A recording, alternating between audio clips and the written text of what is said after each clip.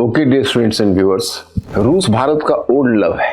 पहले प्यार को भुलाना बहुत ही मुश्किल है और मैं आपको बताऊं कि पता नहीं चाहे दोनों के बीच कितनी भी दूरी हो, लेकिन जब एक बार रूस का हेड इंडिया आता है उसे देखकर इंडियन प्राइम मिनिस्टर का चेहरा ब्लश जरूर कर जाता है। मोदी जी ने सारे प्रोटोकॉल तोड़कर खुद एयरपोर्ट पर उसका वेलकम करने गए। भाई ऐसा कौन सा सौगात लेके आ रहा है?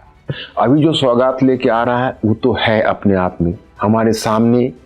उसने कई अपने पत्ते खोले हैं कि डिफेंस में हमारे बहुत स्ट्रांग पार्टनर के रूप में इमर्ज कर रहा है। हमारी उसकी कई तरह के एग्रीमेंट होने वाले हैं। अब समझ सकते हैं कि Su-57 5th जनरेशन जेट हमें ऑफर किया जा रहा है।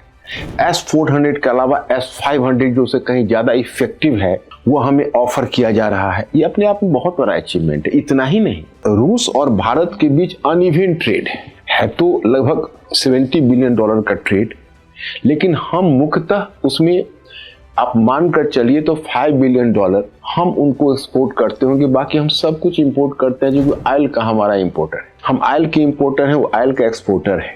तो अनइवन रिलेशन है, परंतु ये ब्लश करने का महज ये कारण नहीं है। वो लव होने से तात्पर्य है कि हम रूस को उस समय से पसंद कर रहे हैं जब हम दुनिया में अकेले थे, जब हम नेशन बन रहे थे, जब चारों तरफ से हमारे ऊपर कुठाराघात हो रहा था।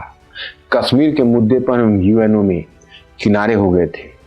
उस समय ख्रुश्चेव ने यात्रा की थी 1955 में, और कश्मीर की जमीन पर खड़ा होकर उसने ये घोषणा की थी कि कश्मीर भारत का अभिन्न अंग है।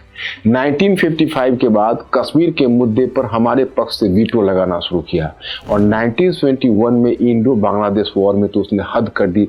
अकेला रूस की सहायता से इंडिया ने अमेरिका और चाइना दोनों को काउंटर बैलेंस कर दिया। अब बताइए इस ओल्ड लव को हम कैसे भूल सकते हैं?